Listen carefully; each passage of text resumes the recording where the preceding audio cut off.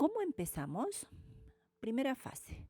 Recogida de datos y examen físico. La reseña del paciente, especie, raza, edad y el motivo de la consulta puede orientar hacia una predisposición de ciertas patologías. Además, es conveniente realizar un formulario de preguntas estándar para obtener la máxima información constantes previo al examen neurológico. ¿A qué debo prestar atención para no perderme? Segunda fase. Examen neurológico. Se lleva a cabo en 4 etapas. Primero, observación, el estado mental y comportamiento. Las alteraciones en el nivel de conciencia se clasifican en desorientación, delirio, confusión, consciente pero respuesta inapropiada a estímulos externos, depresión, estupor y coma. Postura.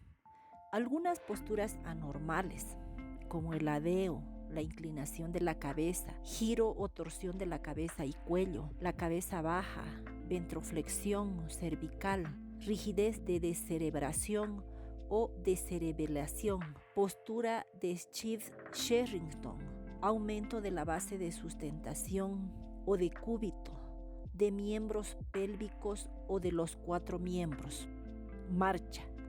Las anormalidades en la marcha incluyen paresia, implica déficit, parálisis, ausencia en el movimiento voluntarios de los miembros durante la marcha. Según a los miembros ovípedos que afectan, se puede hablar de monoparesia, monoplegia, un miembro, o la paraparesia o la paraplegia, ambos miembros pélvicos, o la hemiparesia, hemiplegia, la afección del torácico y pélvico del mismo lado, la tetraparesia o tetraplegia. Los 4 miembros están afectados. Marcha circular. Tendencia a caminar en círculos, generalmente hacia el lado de la lesión. La ataxia. Incoordinación del movimiento de los miembros. Puede ser hipométrica, hipermétrica o dismétrica. Y según donde se genere, se clasifica en propioceptiva, medular, vestibular o cerebelar, generalizada. Identificación de movimientos involuntarios anormales, como tremor o temblor en reposo. Ejemplo, el temblor de la cabeza o cuello o head budding. Temblor de acción. Ejemplo, tremor ortostático o de intención, mioclonos, cataplesia y crisis epileptiformes. Segunda valoración de las reacciones postulares. Las respuestas complejas que hacen mantener la postura normal y de estación en los animales se denominan reacciones posturales. Estas implican un conocimiento espacial y preciso de la posición y movimiento del cuerpo y extremidades, sentido de sinestesia. El posicionamiento propiocéptico, prueba de la carretilla, con o sin influencia visual, saltos, empuje extensor postural, hemimarcha y hemiestancia, así como los test de colocación visual y táctil, serán de utilidad para poner de manifiesto la existencia de un déficit neurológico, pero resultan poco específicas para la localización de la lesión. Evaluación de los pares craneales. A continuación se describe una valoración práctica que permite evaluar un nervio o un grupo de nervios. Su posterior estudio nos dará una localización precisa de la lesión para la alteración en alguna de estas pruebas en asociación con el resto del examen neurológico. Nos orientará hacia la presencia de una lesión intracraneal. Evaluación del olfato. 1. Déficit, valoración, sospecha durante la anamnesis, reconoce alimentos a los propietarios, etc. O mediante chequeo del olfato, ofreciendo sustancias agradables no irritantes. Respuesta a la amenaza. 2. Y sexta, parpadeo que se produce al realizar un movimiento brusco con la mano frente al animal, evitando estimular el pelo circundante. Puede estar ausente en animales menores de 4 meses. Evalúa los nervios ópticos, segundos como sensitivo y facial, sexto como motor. Presencia de estrabismo, tercero, cuarto y sexto. Los pares que inervan los músculos del globo ocular son el nervio oculomotor tercero, el troclear cuarto y el abducente sexto. Las lesiones en cualquiera de ellos pueden producir estrabismos en diferentes proyecciones: ventrolateral, nervio oculomotor, rotación lateral del globo, nervio troclear, solo visible en especies de pupilas no redondas como felinos o algunos reptiles, o medial, nervio abducente. El estrabismo posicional se produce al cambiar de posición la cabeza y se asocia a trastornos vestibulares. Presencia del nistagmo, tercero, cuarto, sexto y octavo. Nistagmo fisiológico, movimiento lento del globo ocular en sentido opuesto al que lleva la cabeza, seguido de uno rápido en el mismo sentido. Si el movimiento es diferente o espontáneo, se considera patológico. Los responsables de acomodar el globo ocular a la nueva situación de la cabeza son los pares terceros, cuarto y sexto. La forma más común de nistagmo es la que altera fases rápidas y lentas, presentes en afecciones vestibulares octavas. Puede producirse en cualquier dirección o ser posicional, varía en dirección en los cambios de posición de la cabeza, en alteraciones vestibulares centrales. En las periféricas es más frecuente el nistagmo horizontal y rotatorio. Valoración de los reflejos pupilares, segundo y tercero. Observar el tamaño y simetría de las pupilas con luz natural y a continuación iluminar con luz directa.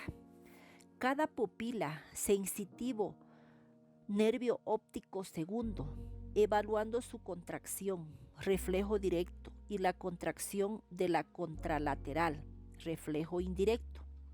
Por la acción de la vía motora, oculomotor tercero. Además, intervienen inervaciones simpáticas, como debe considerarse las lesiones en el nervio óptico. Producirán alteraciones del reflejo directo e indirecto en el contralateral, mientras que las del oculomotor afectarán solo al reflejo pupilar directo. Valoración de la sensación facial, quinto sensitivo, y la musculatura masticatoria quinto motor. El quinto par craneal trigésimo lleva la información sensitiva de la cara, que la podemos evaluar estimulando la mucosa nasal o pellizcando el labio inferior y observando la retirada de la cara. El trigémino tiene también una función motora sobre la musculatura masticatoria, que puede ser valorada por palpación y mediante apertura y cierre de la boca, tono muscular. Observación de la expresión facial simétrica facial séptima.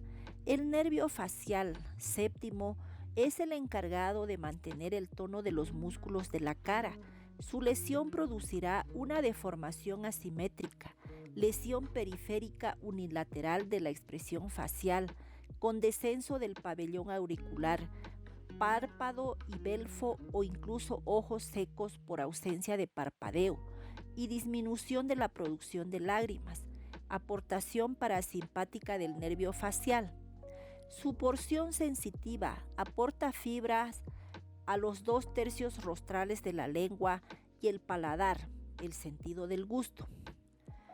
Provocar el reflejo palpebral, quinto y sexto y séptimo, y reflejo corneal, quinto y sexto.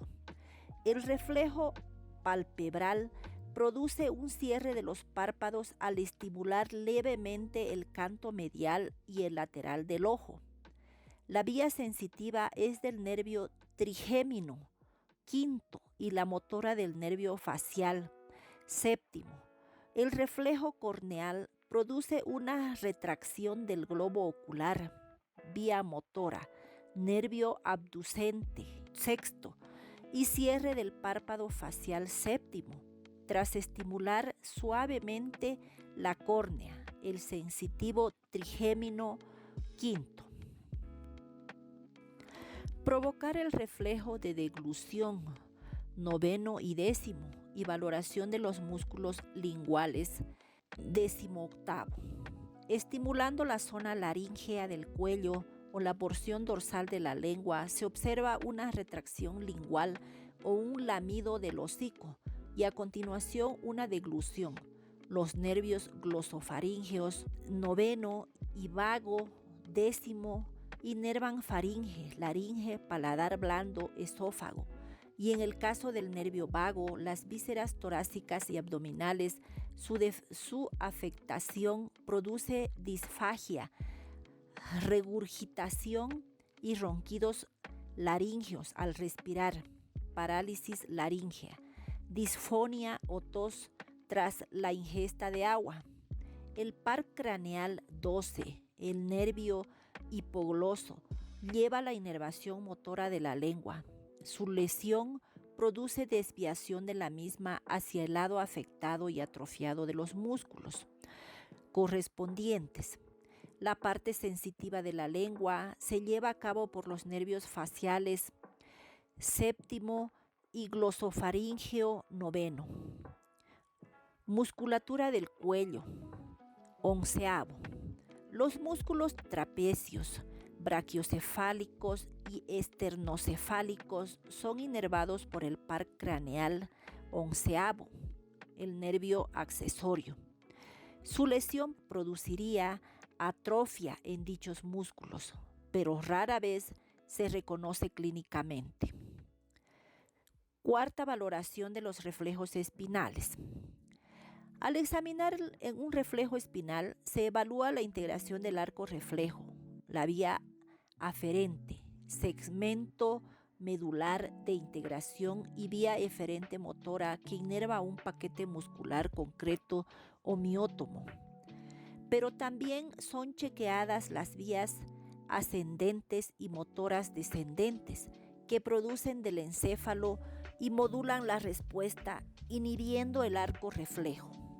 Dependiendo de si el daño se encuentra en dichas vías o en el propio arco reflejo, las manifestaciones serán distintas, dando lugar a signos de neuronas motoras superior y signos de neuronas motoras inferior, respectivamente.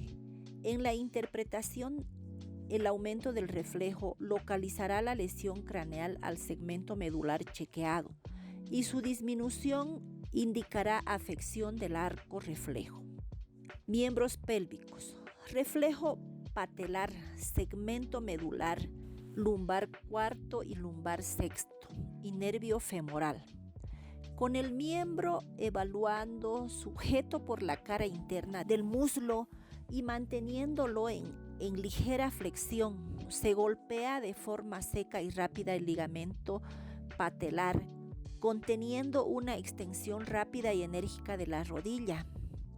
Por contracción del músculo cuádriceps, en ocasiones el aumento puede estar relacionado con una disminución del tono flexor por lección ciática, lo que se conoce como pseudo-hiperreflexia. El reflejo tibial craneal, segmento medular, L6 y la S1 y nervio peroneo. Se golpea el músculo tibial craneal justo por debajo del borde proximal de la cresta tibial. La respuesta es una flexión de la articulación tarsotibial, tobillo. Reflejo flexor del miembro pélvico, segmento medular, L4 y S2 y el nervio femoral y ciático. Se considera un reflejo de retirada y el estímulo es un pellizco del dedo lateral, vía sensitiva, nervio tibial y peroneo, o del dedo medial, vía sensitiva, rama safena del nervio femoral. La respuesta normal es una flexión completa del nervio, cadera, rodilla y tarso, que se produce por los nervios ciáticos, flexión del tarso y rodilla, y femoral, flexión de la cadera. En ocasiones puede observarse una extensión refleja del miembro que está en contacto con el suelo, siendo este un reflejo patológico que localiza la lesión craneal AL4. Otros reflejos de los miembros pélvicos son el gastrocnemio y el ciático. Reflejos de los miembros torácicos. Reflejo extensor carporradial en la C7 y en la T2 y nervio radial. El miembro torácico se desplaza levemente craneal y sujeto por la articulación del codo, conteniendo este y el carpo ligeramente flexionados. A continuación se golpea el músculo extensor carporradial justo en la zona dorsolateral y proximal del antebrazo, sobre la cabeza radial. La respuesta normal es una ligera extensión del carpo. Flexor del miembro torácico, segmento medular en la C6 y en la T2 y nervios musculocutáneos radial y cubital. Al igual que los miembros pélvicos, el estímulo es un pellizco del dedo lateral, vía sensitiva, nervio cubital, o de los dedos mediales, vía sensitiva, nervio radial. La respuesta normal es una expresión completa del miembro, hombro, codo y carpo, que se produce por los nervios musculocutáneos radial y cubital.